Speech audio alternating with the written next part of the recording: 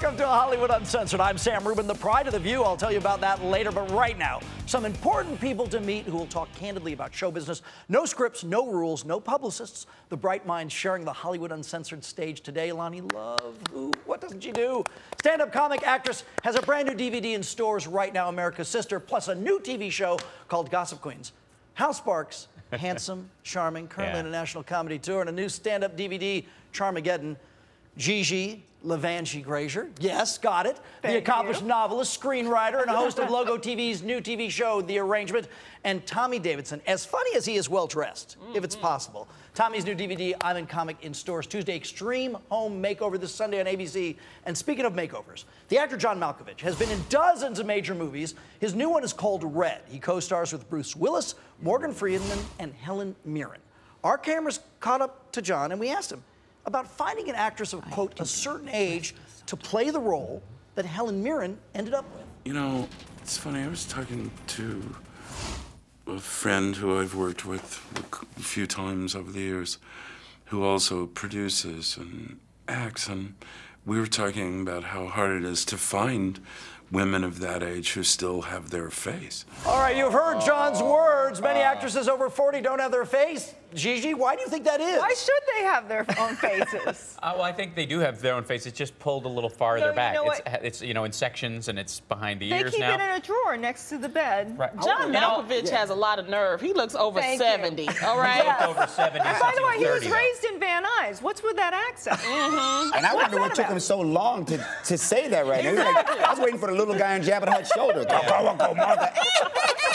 I was speaking with a friend of mine. But it's with that weight. Does movies. And retirement. Yeah, right. But do you think, I mean, here's the thing. A fellow like John Malkovich works all the time, and that certainly isn't the case for a lot of actresses over 40. Is there that obvious double standard?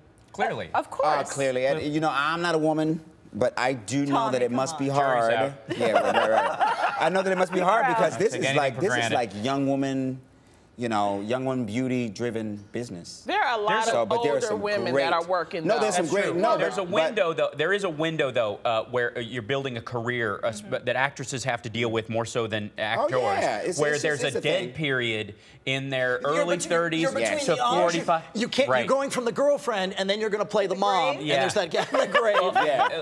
Well, literally, when you're going into Helen Mirren's area, you're literally like there's 15, 16 years where a lot of women just kind of check out of the business because they're treated so poorly by the Meryl industry. Streep, who can do anything. Who goes straight through it. Who's a great actress. But I think Meryl Streep can play Harriet Tubman, and she's just great. She's just good. And she her and Holly Hunter are like my favorites, man. But and I don't know what he meant by still have their face.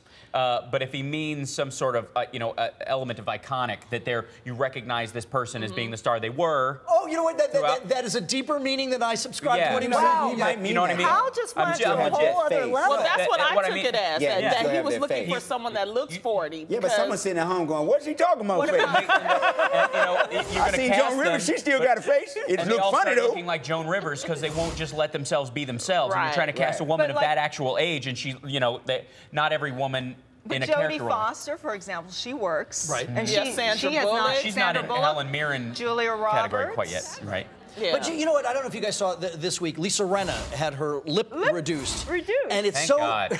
That happens? By the way, do you think I could get that? Oh. Because maybe I could use it. It's What did she do with that lip?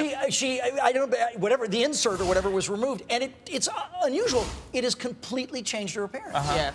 And then I think of Jennifer Grey as well on Dancing with the Stars. First of all, she had the perfect nose. That was a beautiful woman. She didn't need to change herself for Hollywood. When she did, it ruined her career. And I think that should have been more of a cautionary tale for people than anything. Secondly, the Hollywood ideal beauty that they spoon feed women is like the Pamela Anderson idea, that they constantly talk about, like, you have to look like that. Well, she's the only girl who looks like that works outside of porn. Every other woman who actually has a career of any length ends up looking. And I'm a stand-up comedian, of course I do.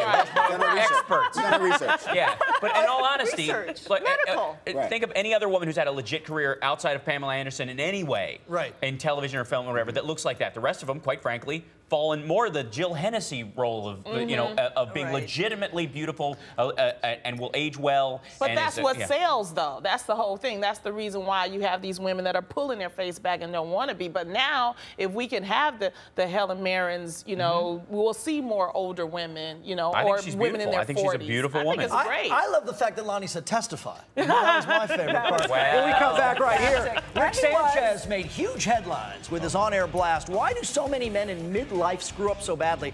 Plus, later, she's a beauty, and reports say she makes $15 million a movie, but does Katherine Heigl have an image problem, and will it impact her brand new film, which opens this weekend? Our image remains pristine as Hollywood Uncensored continues here on ReelzChannel.